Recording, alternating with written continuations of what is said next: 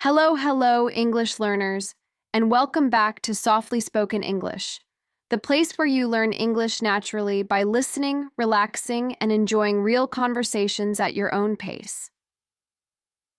I'm so happy you're here today. Can I ask you something before we begin? Have you ever answered a simple question with, I don't care, even though what you really meant was, I'm happy with anything? I think many of us have done exactly that without even realizing it. You know what's funny? The words I don't care aren't wrong at all. Native speakers use them every single day. The interesting part is that they don't always mean what English learners think they mean. Sometimes they sound perfectly natural. Other times they can sound a little cold, impatient, or even dismissive. That's why context matters so much. The same expression can feel friendly in one moment and surprisingly harsh in another. Imagine your friend asks, "Where would you like to go for dinner tonight?" You smile because, honestly, you're happy with almost any place. You simply want to spend time together. Then you answer, I don't care. You probably meant, anything is fine with me. But your friend might quietly hear something different. They may wonder if you're tired, annoyed, or simply not interested in making the decision together. Can you see how small changes in wording can completely change the feeling of a conversation? That's something I've always found fascinating about English. Sometimes we don't need bigger vocabulary. We simply need warmer vocabulary. And the good news is that these expressions are short, easy to remember, and incredibly common. Once you start noticing them, you'll hear them everywhere, in movies, podcasts, cafes, and everyday conversations. So today I'd love to share a few expressions that native speakers often choose instead of saying, I don't care. Not because the original expression is bad, but because these alternatives often sound kinder, more relaxed, or more thoughtful.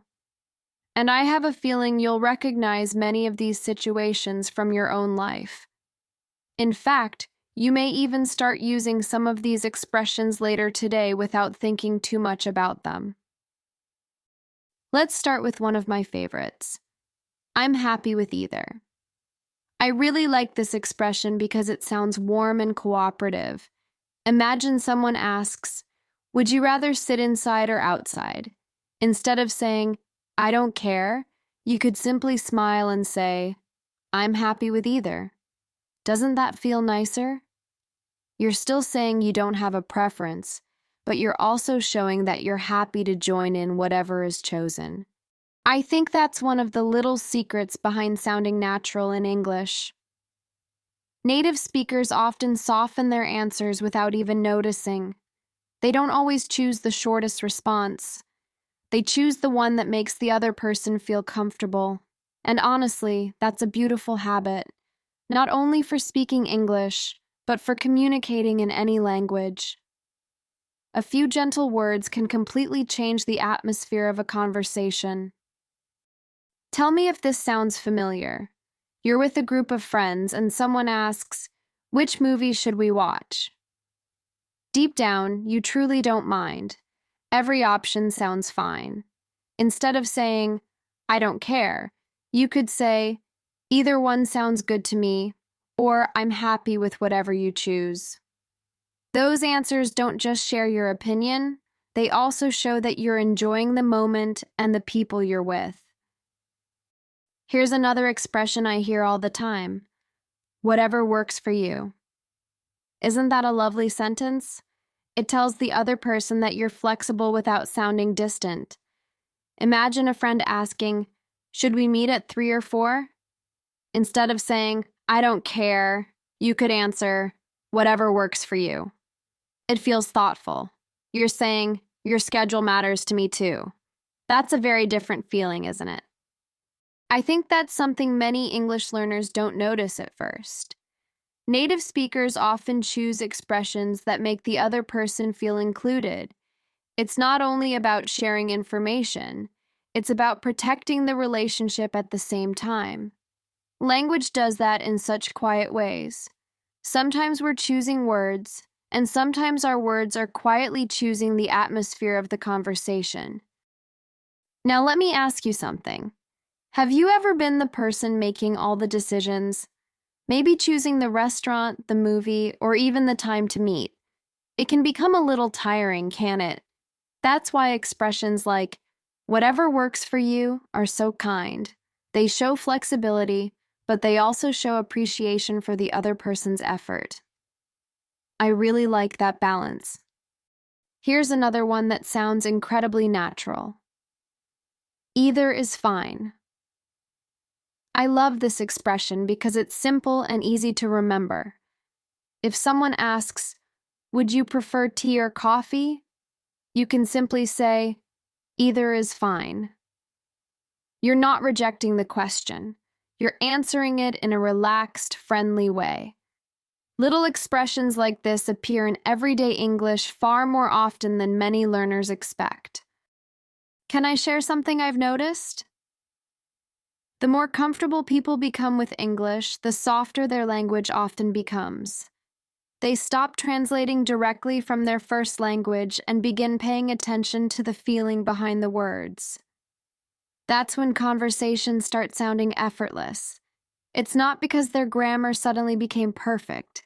It's because they learned how to express warmth as naturally as ideas. Imagine you're planning a weekend trip with a few friends. Someone asks, should we leave on Friday evening or Saturday morning? You honestly don't mind. Instead of saying, I don't care, you smile and reply, either works for me. Doesn't that sound pleasant? You're still saying you don't have a preference, but your answer feels cooperative, positive, and easy to respond to.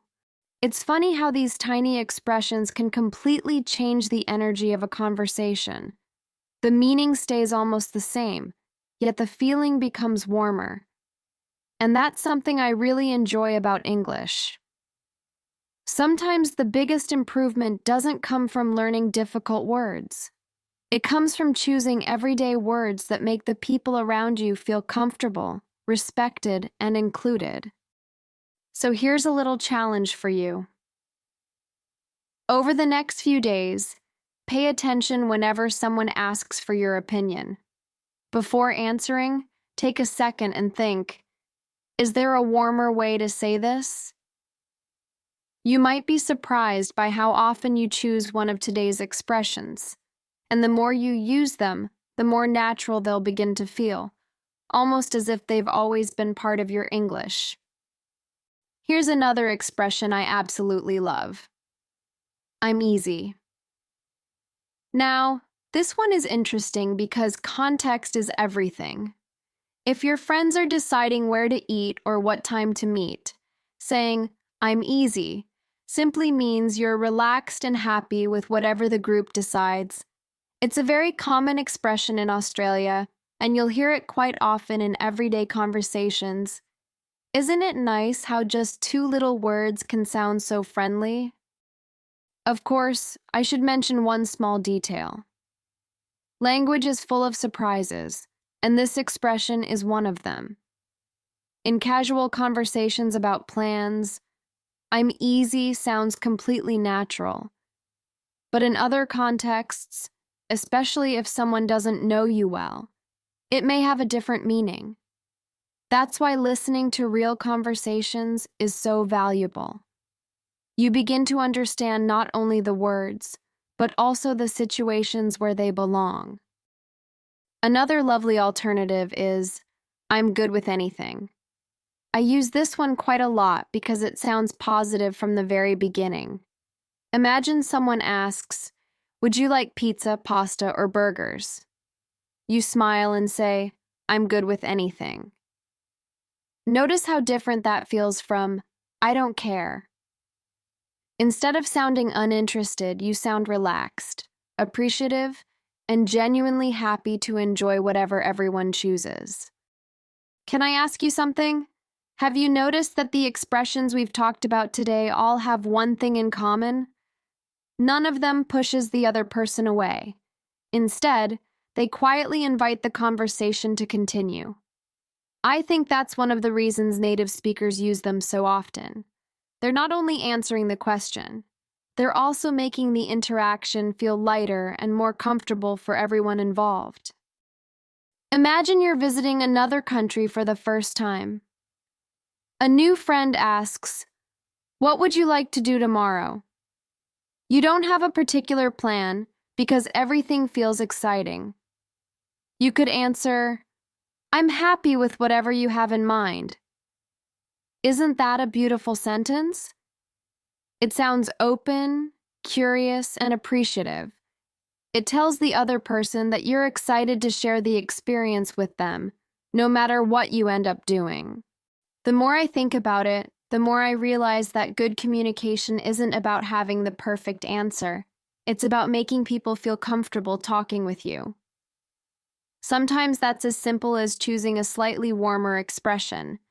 Those little choices may seem insignificant, but they quietly shape the way people experience every conversation. And I think that's something worth paying attention to, in any language. So the next time you're about to say, "I don't care," pause for just a second. Ask yourself what you really mean. Do you mean you're upset? Do you mean you have no preference? Or do you simply trust the other person's choice? Once you know what you truly want to communicate, finding the right expression becomes much easier, and your English begins to sound much more natural at the same time. I think that's one of my favorite things about learning a language. We slowly discover that communication isn't only about vocabulary or grammar, it's about people. Every sentence carries a little bit of emotion. Every answer tells the other person something about us. And when we learn to choose words with kindness, our conversations become richer, warmer, and much more enjoyable for everyone. Before we move on, I'd love you to try a little experiment with me. The next time someone asks you a question with 2 or 3 possible answers, don't rush. Pause for just a second. Think about which expression feels closest to what you really mean. It might be, "Either is fine," or "whatever works for you." That tiny pause can completely change the way your answer is received, and I think that's a lovely habit to build. I've always believed that language is a little bit like cooking. We can use the same ingredients and still create completely different experiences. "I don't care," and "I'm happy with either" may communicate a similar idea, but they leave very different impressions. One feels closed, the other feels open. Neither is automatically right or wrong. It simply depends on the feeling you want to share with the person in front of you. Tell me if this sounds familiar. Someone asks where you'd like to sit, and you answer, "Anywhere is fine." A few minutes later, another person asks what you'd like to drink, and you say, "Whatever works for you." Without realizing it, you've already sounded more natural than if you had repeated the same expression every time. Native speakers do this constantly. They enjoy variety, even in the simplest conversations. And that's something I'd love for you to remember after today's episode. Don't try to memorize a long list of expressions all at once. Choose one that feels natural to you. Use it for a few days. Let it become part of your vocabulary. Then come back and add another one. I think learning this way feels much lighter, and honestly, it's also much closer to how we learn our first language. Can I tell you something that took me a long time to notice? The people who sound the most natural in English aren't always the ones with the biggest vocabulary. Very often, they're simply the ones who know how to make other people feel comfortable. They choose gentle expressions. They listen carefully. They smile. And somehow, those little things make their English sound warmer than any advanced word ever could. Imagine you're having lunch with a few coworkers. Someone asks, "Does anyone mind if we eat outside today?" You could answer, "Not at all." I'm happy either way, or whatever works for everyone. None of those answers is complicated, but each one quietly tells the group that you're easy to be around. I think that's one of the nicest compliments anyone can receive, don't you? Here's something I find quite comforting. You don't have to remember every expression we've talked about today. Even if only one of them stays with you, that's already wonderful. Learning a language isn't about collecting hundreds of new phrases in a single afternoon. It's about finding a few that genuinely feel like you, then using them until they become completely natural. Sometimes we imagine that speaking naturally means speaking quickly. I don't think that's true at all. Some of the most confident speakers I've met talk quite slowly. They choose their words with care. They leave little pauses. They make the other person feel heard. Confidence isn't always loud. Quite often it's calm. And I think that's a beautiful way to think about communication. So perhaps today's episode wasn't really about replacing one expression with another. Maybe it was about noticing the feeling behind the words we choose. That's something I hope you'll carry with you long after this episode ends. Because when we understand the feeling first, choosing the right English expression becomes much easier, and conversations begin to flow more naturally. I have a feeling that after today, you'll start noticing these expressions everywhere. In films, podcasts, cafes, at work, or even while watching YouTube. And when you hear one of them, I hope you'll smile and think, "Oh, I know why they chose that." Those are my favorite learning moments, the quiet ones that happen naturally while we're simply enjoying real English. Before we finish, I'd like to leave you with one more thought. Imagine meeting two people who speak equally good English. One uses perfect grammar but sounds distant. The other makes you feel relaxed, welcome, and included. Which conversation would you remember tomorrow? I think most of us would choose the second one. That's why kindness is such an important part of communication. It quietly stays with people long after the conversation ends. I don't know about you, but I love paying attention to little expressions when I watch films or listen to interviews. Sometimes an actor doesn't say anything extraordinary. They simply answer, "Sounds good? I'm happy with that," or "whatever works for you." Yet those tiny phrases make the conversation feel so real. They're small details, but they're part of what makes everyday English sound so natural. Maybe that's something you could try this week. Instead of searching for difficult vocabulary, start listening for simple expressions. Notice how often people choose warm, relaxed answers instead of dramatic ones. You might be surprised. Real conversations are usually built with ordinary words. The magic isn't in using impressive language. It's in using the right words at the right moment, with the right feeling behind them. And perhaps that's my favorite lesson from today's conversation. You don't need to stop saying, "I don't care," forever. Sometimes it's exactly the right expression.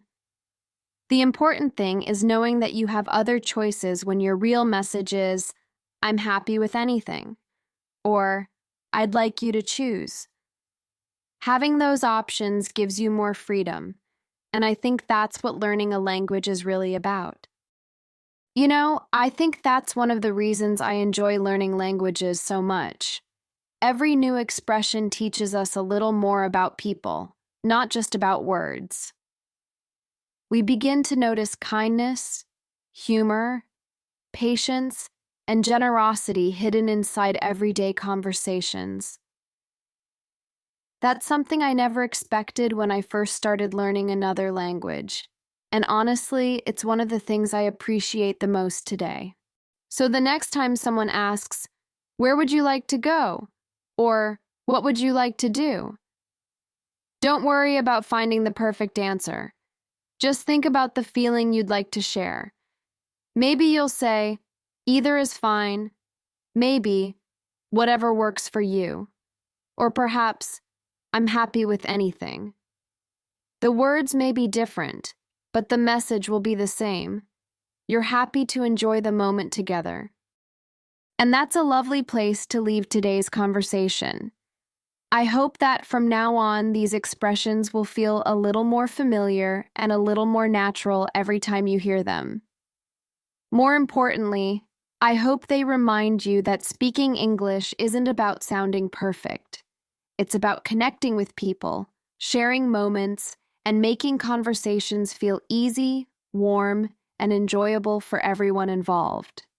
Before we say goodbye, I'd like to leave you with one small invitation. Over the next few days, listen carefully to the English around you. Whether you're watching a movie, listening to a podcast, or chatting with a friend, pay attention to these little expressions. I have a feeling you'll notice them much more often than you expected.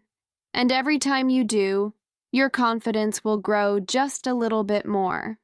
Thank you so much for spending this time with me today. I truly hope you enjoyed our conversation and discovered a few new ways to sound warmer and more natural in English. If you enjoyed today's episode, I'd love to have you back next time. Until then, take care of yourself, stay curious, keep listening, and as always, keep learning English naturally. I'll see you in the next episode.